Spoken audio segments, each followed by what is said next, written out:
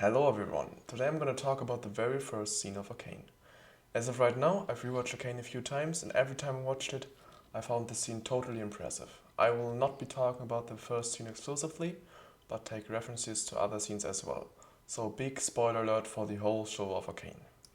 Alright, so I asked myself, what exactly makes this particular scene so good? In order to answer my own question here and to achieve a deeper understanding of the scene, we need to analyze what the purpose of a first scene in general is. I came up with two different perspectives. First from a story perspective and second from a foreshadowing perspective. So first from a story perspective, it needs to be a scene that makes the viewer want to keep watching, because the first scene is our, not in all cases, but first impression of a show. And as one says, you never get a second chance to make a first impression. It needs to catch the viewer, because if this is a boring scene, a lot of people would already be scrolling around Netflix for other shows to watch instead. And second, from a foreshadowing perspective. It needs to introduce the setting the show is taking place in, the characters, the places. In short, it needs to tell the viewer what is this show about. And it acts as a kind of foreshadowing of what the plot will be. What I mean with foreshadowing is that not only the characters, the world, the places and so on get introduced, but also what topics is this show about? What are major conflicts in the world and in the characters? Which moral questions are covered in this show? Things like that I define as foreshadowing, because they don't just introduce characters, places and so on, but things on a deeper layer, ideas, values and perspectives. So what exactly are these foreshadowing things in this scene? First off, obviously it is about Vi and Powder searching for their place in the world. I think this is a pattern that can be seen throughout all of ARCANE, even until the last scene, where Powder/Jinx doesn't know which chair she's gonna sit in yet, meaning she doesn't know what her place in this world is yet. Now, where should I sit? The same goes for Vi. She doesn't know where she belongs to. All her life she despised Topside and their people and only cared about her family. But now her sister seems gone and there's this cute Topside girl she likes. So she asks herself too, who am I in this world? And throughout the show, both of the sisters give different answers at different times to this question. And this scene is the very first time in which this theme is addressed. Also next, Jinx's madness is first addressed in this scene. Occasionally, we can see Jinx scratching on top of the eyes of some dead bodies, and the flash of the iconic face created by Jinx/Powder's mind on top of the Enforcer's mask. And obviously, this scene also shows the great conflict between Topside and Bottomside, which is one of the most important conflicts of the whole show. I think this picture alone says enough about the split that exists between those two factions, and also to the position of both sides in this conflict. Bottomside feels like the victim of a cruel Topside, but they themselves also think they are right and want to maintain their luxurious and wealthy lifestyle. The scene also tells us Vander's struggle to decide between family and ambition/politics, which is of great importance, especially in the first 3 episodes. It is expressed through him being all about fighting and giving his best to beat up enforcers at first, but then he sees his 2 goals and starts questioning his purpose and ambitions, until he drops his gauntlets and makes a final decision. Those are a few major things that this scene tells us about this show I wanted to mention, but I think there are a lot more and I didn't discover nearly everything. But this isn't the main point of this video anyway. I just wanted to show that this first scene acts as a kind of summary or foreshadowing for the show as a whole right now. So just now I looked at the question why this scene is so good from a point of what the first scene wants to achieve in general, but next I want to look at it from the point of what is special about this scene specifically. What I stumbled about was, except for the song sung by Powder at the start, not a single word is spoken in this scene, and they have told us everything just through showing us the plot, but not telling us. But why do they even do this? Isn't it weird that in the very first scene of a show not a single word is spoken? So maybe you heard this principle, show, don't tell, a few times if you're interested in videos like that sort. And for this scene, it is really important to understand why this is an effective principle. First of all, it is a tool to fill your story with more depth, because you can fit a lot more information and depth in a scene by showing things, rather than just talking about it. But this isn't the case in this scene. but more in general, because if they wanted to tell as much as possible, they would have utilized speech too. As Arcane does in a lot of scenes, they have two layers, the speech layer and the show layer. But in this first scene, they intentionally use the show layer only, so this can't be the intention behind not making use of speech. Second, it animates people to think about the show, to engage themselves with it. That means when something is told to you, it is easy to understand what they want to express. It is much more straightforward. But if there is also usage of showing, the viewer himself has to think about it. What does the scene want to show me here? Because there is more understanding and depth lying in this scene, and just the information received through the layer of speech.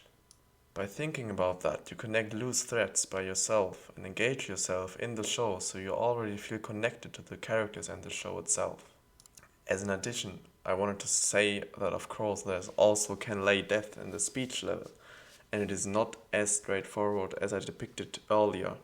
But to understand the show layer, you have to translate everything into words first, unlike the speech layer. So every time you try to understand the show layer, you have to take one whole extra step to understand the scene in comparison to the speech layer.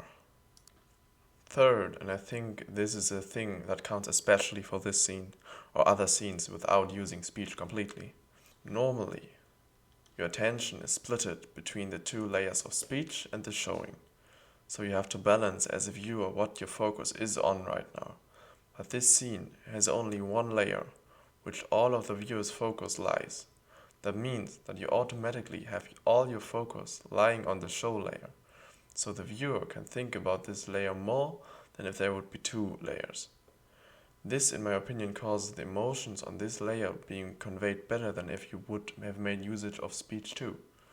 You just now have the capacity to recognize all the little details, like the lines on Powder's face, where tears rolled over her cheeks, or Vi's facial expressions when she's crying.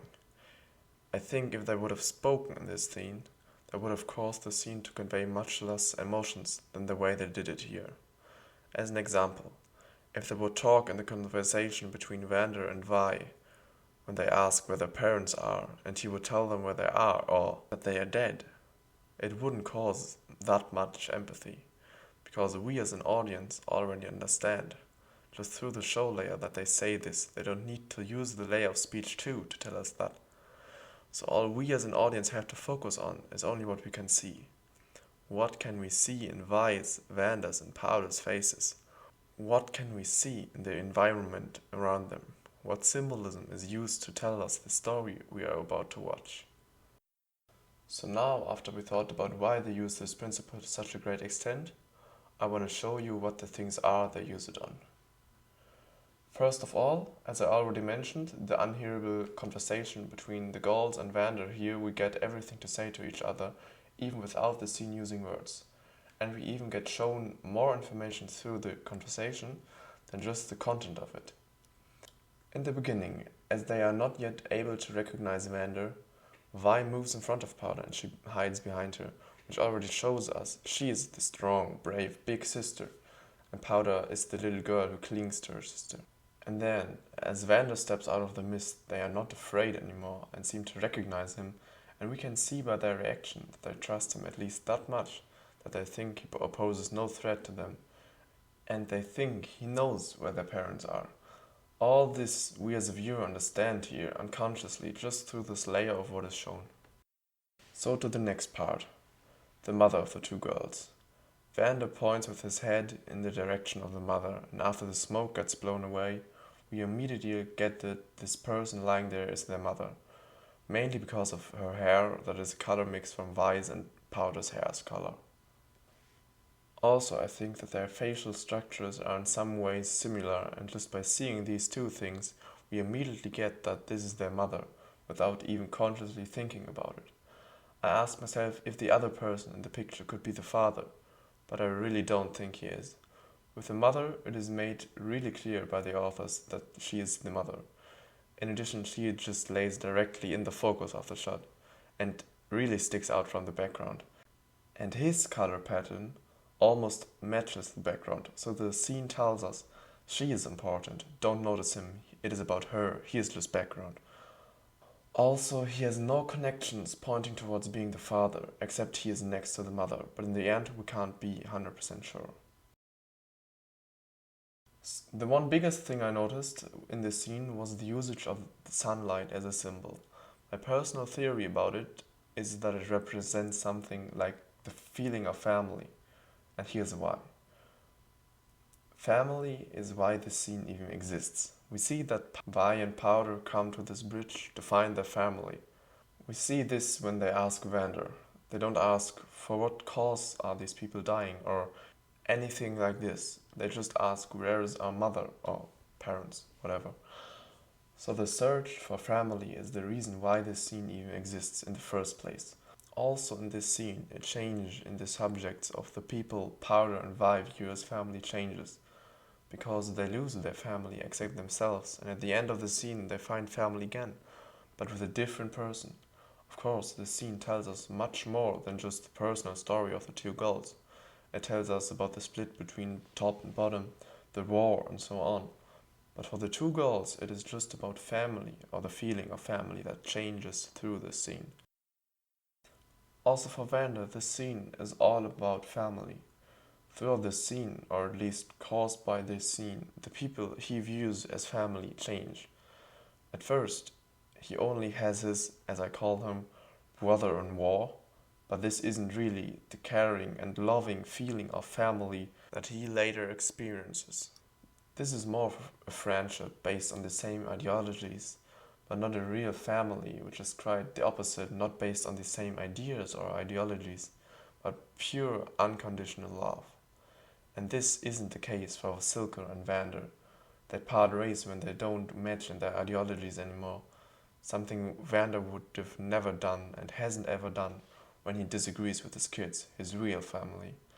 So this scene shows him what a real family even is like.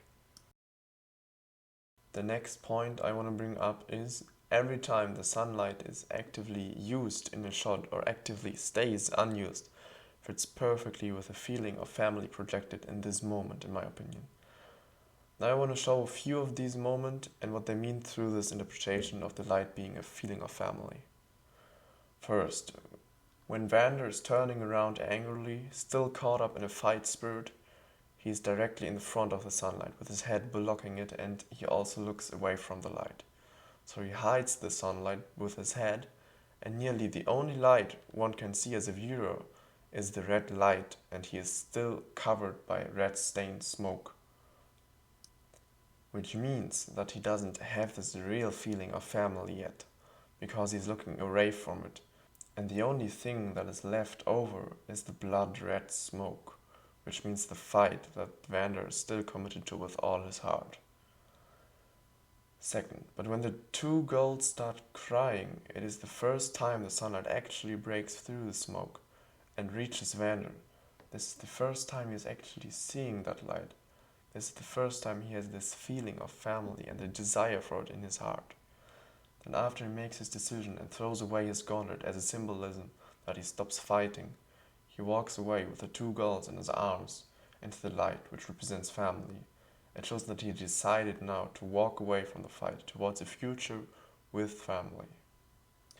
And the last moment I wanted to talk about is the shot where we can see the mother of the girls, because in the background is the sunlight lying behind the body, but not directly on it. She's laying in the dark. The light seems like it's fading around the mother, and this is exactly what this means for Vi and Powder when they look at her.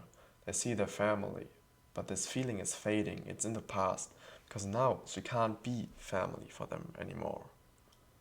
So the next thing they do show, but not tell, is that Vander looks to a happy future with his family. He drops his anger over topside as far as possible and thinks these fights are not worth the sacrifice, and he goes to the light with the girls in his arm as we saw earlier. But Vi instead doesn't look into the light.